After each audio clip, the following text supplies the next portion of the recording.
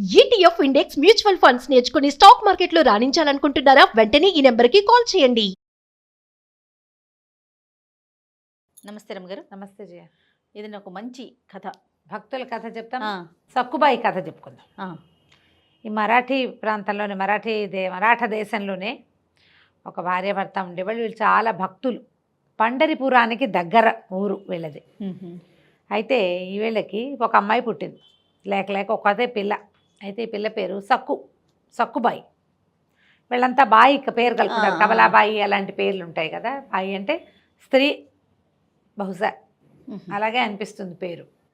అయితే ఈ సక్కుబాయి చిన్నప్పటి నుంచి పిల్ల కొంచెం మంచి బుద్ధి కలిగిన పిల్ల, వివేకవంతురాలు, బాగా భక్తి.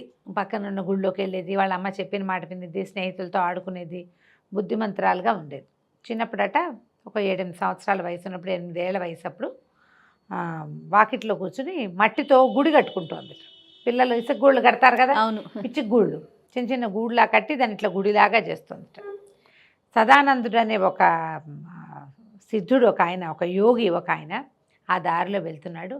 ఆయన ఏదో జపం చేసుకుంటూ వెళ్తూ ఆయన కాలు ఈ గుడి మీద పడింది. పిల్ల కట్టుకుంటున్న ఇసుగూడు మీద పడేసరికల్లా ఇసుగూడు అణిగిపోయింది. పిల్ల బెక్కమొహం వేసి ఏడుపు మొహంతో చూసింది ఆయనకేసి. ఆయనకి తెలిసింది తనేం చేశాను. చూసుకుని అమ్మ నెత్తి మీద చెయ్యేసి చెప్పేట, సృష్టి బ్రహ్మదేవుడు ఇలాంటి మృణ్మయ మందిరాలు నిర్మిస్తాడు, మట్టితో చేసేవి. ఆ మృణ్మయ మందిరాలు మట్టి మందిరాలం మనము. ఈ మృణ్మయ మందిరంలో ఒక తన్మయ మందిరాన్ని నిర్మించాలి. మట్టి గూడు, భగవంతుడు నిర్మించిన మట్టి గూట్లో జీవుడు ఉంటాడు. మనం నిర్మించిన తన్మయ మందిరంలో అంటే తనువుతో లోపల చేసినటువంటి గుడిలో భగవంతుడు ఉంటాడు. ఆ తన్మయ మందిరంలో భగవంతుడిని ఉంచాలంటే చిన్మయ స్ఫూర్తి కావాలి. దానికి చిత్ ఏమిటో తెలుసుకోవాలి. మనము కానిది ఇంకొకటి ఏదో ఉంది. ఇది మనం కదా. నేను నువ్వేమైనా చేసావా? నువ్వు ఏదో క్రియ చేస్తే మానవుడు, ఒక మనిషి పుట్టాడు. నీవు ఏ క్రియ వల్ల మానవుడు జన్మించాడో ఈ క్రియకి ఈ మానవుడికి సంబంధం లేదు. ఇది వేరే స్వరూపం. అంటే ఇప్పుడు ఈ క్రియ వరకే నీది. ఈ క్రియలోంచి ఒకడు జన్మించడం అనేది నీ ప్రమేయంతో జరగదు. అలా దానంతటా జరిగిపోతుంది. ఆ జరిపేవాడు బ్రహ్మ. అతను ఏం చేస్తాడు, ఇందులో ఒక జీవుడిని ప్రవేశపెడతాడు. ఆ జీవుడు భగవంతుడు కట్టినటువంటి మట్టి గుడి, బ్రహ్మ కట్టిన మట్టి గుడి మనలో జీవుణ్ణి ప్రవేశపెట్టి వదిలిపెడతాడు. వీడేం చేయాలి, తన మనసులో ఒక గుడి కట్టాలి. దాంట్లో భగవంతుణ్ణి ఉంచాలంటే ఈ చేత్తో చేసింది, కాలుతో చూసింది, కంటితో తెలుసుకున్నది కాదు. కంటికి కనపడనిది, చేత్తో చేయలేనిది అయినటువంటి ఒక స్వరూపాన్ని అక్కడ ప్రతిష్ఠ చేయాలి. ఆ స్వరూప ప్రతిష్ఠ ఎలా జరుగుతుంది అని చెప్పి ఈ పిల్లకి చెప్పాడు. ఆ స్ఫూర్తిని కలిగిద్దాం, నేను నీకు కలిగిస్తానని పాండురంగ మంత్రాన్ని ఉపదేశం చేసేట 8 ఏళ్ల పిల్లకి. ఆమె ఆ 8 ఏళ్ల పిల్ల అప్పటి నుంచి పాండురంగ మంత్రం చెప్పుకుంటూ ఉండేది. భగవంతుడు, ఇప్పుడు నువ్వు చేసేది ఏది భగవంతుడు కాదు, నీ బుద్ధి నిలవడానికి ఏర్పరచుకుంటావు. గుళ్ళు గోపురాలు ఎన్నున్నాయి జయ. అవునండి, ఎన్ని వేల లక్షల దేవాలయాలు ఉన్నాయి, ఎన్నో ప్రతిమా స్వరూపాలు. ఈ స్వరూపం మనకి ఎందుకు పెడతారంటే మన బుద్ధి ఒక స్వరూపం యందు నిలబడ్డానికి. దాని యందు నిలబడ్డాక దాని పైది ఏమిటి, అసలు భగవంతుడు ఈ స్వరూపంలో ఎందుకు కనపడుతున్నాడు, ఎందుకు ఈయన చతుర్భుజమూర్తిగా ఉంటాడు, నీలాగా నాలాగా ఎందుకు లేడు, లీలామానుష విగ్రహుడిగా ఎలా ఉన్నాడు, ఒక లింగాకారంలో ఎట్లా ఉన్నాడు, ఆమె అంత 18 చేతులు పెట్టుకుని ఎందుకు ఉంటుంది, మనలాగా ఎందుకు ఉండదు, అంట్ల చెంబులు దవ్వుకుంటూ లేదే అమ్మవారు. ఎందుకు ఒక ప్రత్యేక స్వరూపం. నీలో నీకు తెలియని భగవదంశ ఒకటి ఉంది, అది ఎన్ని రూపాలైనా ధరించగలదు. నీలో, నాలో, పిచకలో, పందిలో అంతా ఒకటే ఉంది. ప్రతి దాంట్లోనూ ఇలా ప్రత్యేకమైన స్వరూపం ఉంది. అందులోకి వెళ్ళలేకపోతాం మనం. ఎంతసేపు ముక్కు కన్ను వాటిని చూస్తూ ఉంటాం. ఇలాంటి భావాలని ఈయన సదానందుడు ఈ అమ్మాయికి సక్కుబాయికి కలిగించాడు. పిల్లవ కాస్త పెద్దదయ్యాక వివాహం చేశారు. మరాఠీ పేర్లు కదా, మిత్రకాంతుడు అనే పేరున్న ఆయనతోటి పెళ్లి చేశారు.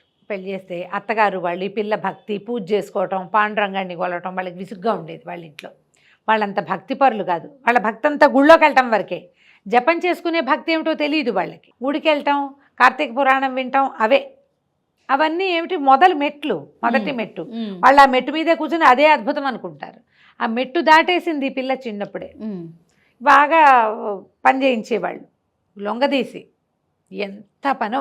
అయితే ఒకసారి ఏమైందట, పండరి యాత్రకి వెళ్తున్నారు అక్కడ ఆ ప్రాంత వాసులంతా. వెళ్తుంటే వీళ్ళు పండరికి పాటలు పాడతారు. ఆ పండరి యాత్ర పాటలు మహాద్భుతంగా ఉంటాయి, అసలు పిలిచేస్తున్నట్టు ఉంటాయి అన్నమాట.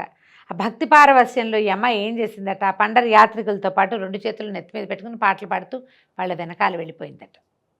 అత్తగారు చూసి ఎవరితోటి లేచకపోతుందని, మరి అంతేగా యాత్రికులు పోతేనే వాళ్ళ వెనకాల పడి వెళ్తుంటే ఏమనుకుంటారు, వాళ్ళకి ఒకటే అర్థమవుతుంది, అంతే. తొలి మెట్టు మీదే ఉన్నారు, మెట్లు ఎక్కలా, వాళ్ళు మొదటి మెట్టు తాలూకు మొదట నుంచుని ఉన్నారు. నుంచుని వాళ్ళకి అలాగే అర్థమవుతుంది. ఆవిడ లాక్కొచ్చి ఇంట్లో పడేసింది. ఇట్లా చేస్తావా, అట్లా చేస్తావా, ఇట్లా చేస్తావా, తిట్టింది, 2 చెంపకాయలు కొట్టింది. అత్తగారులు కొట్టేవాళ్ళు, ఇప్పుడు అత్తగారులు ఒట్టుగా తిడుతున్నారు. కొట్టి ఏం చేసిందట, ఒక బస్తాడు జొన్నలు అక్కడ పడేసి జొన్న పిండంతా విసరమందిట. వాళ్ళు జొన్న ఎక్కువ తింటారు కదా. అవును. ఆ జొన్న పిండి ఏం విసురుతుంది అమ్మాయి, ఏవో విసిరింది. విసిరి పాట పాడుకుంటూనే ఏదో తమాషా పండరి యాత్ర పాట కూడా ఒకటి చిన్నప్పుడు నేర్చుకున్నాం మేము, మర్చిపోయినా, గుర్తు రావట్లేదు. పిలుస్తూ ఉంటారనమాట, వెళ్దాం పండరిపురం యాత్రకి వెళ్ళాలని.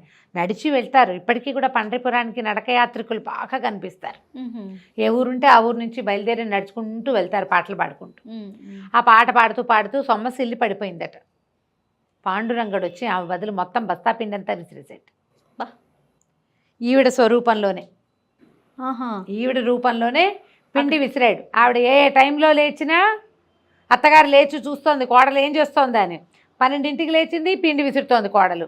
2ంటికి లేచింది, కోడలు పిండి విసురుతోంది. 4ంటికి లేచినా విసురుతోంది. తెల్లవారి ఇంతకీ అమ్మాయి అక్కడ లేదు, ఓ పక్కన సొమ్మసిల్లి పడుకున్నది. పొద్దున్నే లేచి క్షమించత్తయ్యా నేను పిండి విసరలేకపోయానంటే నిర్ఘాంతపోయారు ఇంటిల్లి పాది. తింటూ పదగా ఇది ఇక్కడే ఉంది, పిండంతా విసరమని పడి ఉంది. ఆవిడ చూసింది కదా.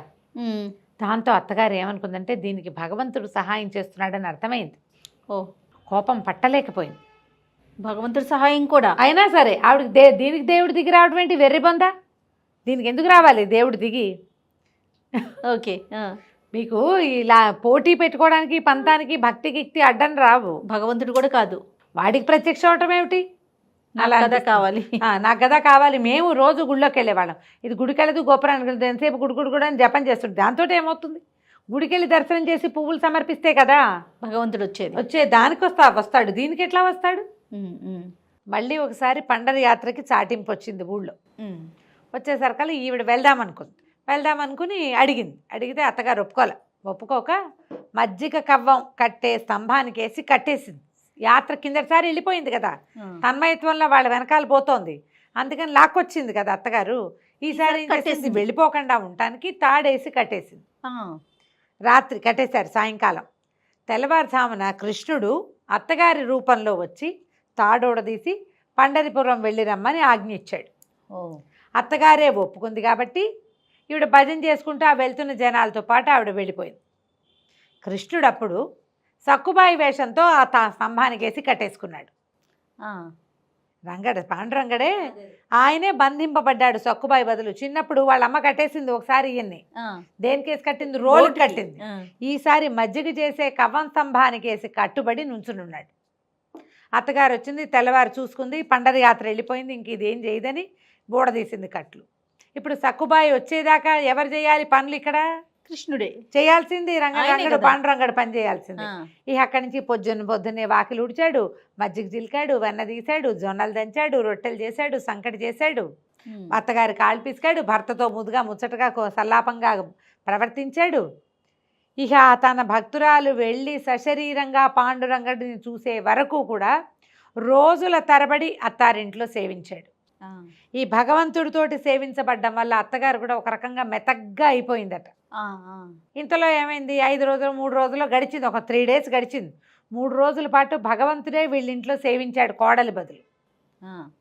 అక్కడికి ఆ పండరి యాత్రకు వెళ్ళి వాళ్ళ ఊరు పక్కనే దగ్గరే కదా, 3 రోజుల్లో అయిపోతుంది యాత్ర.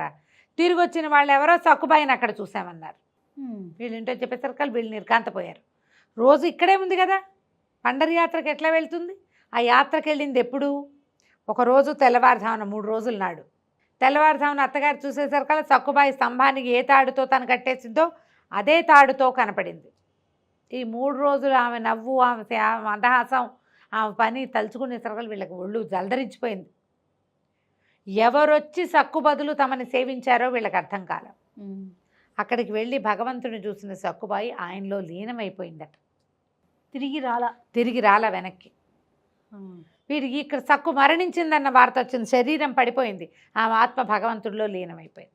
వీళ్ళకి కబురు వచ్చింది. వీళ్ళకి పరిగెత్తుకుంటూ వెళ్తే ఏముంది, వీళ్ళ ఇంట్లో లేదు సక్కుబాయి, అక్కడుంది ఆమె శరీరం. ఆమెను తెచ్చుకుని దహనం చేసుకున్నారు వీళ్ళు. అట్లా సక్కుబాయి భగవంతుడిలో లీనం అవడానికి 8వ ఏట సదానందుడు అనేటువంటి సిద్ధుడు ఇచ్చిన మంత్రంతో అట్లా భగవంతుడినే పట్టుకుని చివరికి ఆయన్ని చూడాలన్న స్వరూపం చూడాలన్న కోరికతోటి ఆయన్ని చూసి ఆయనలోనే ఐక్యమైపోయిందట సతీ సక్కుబాయి.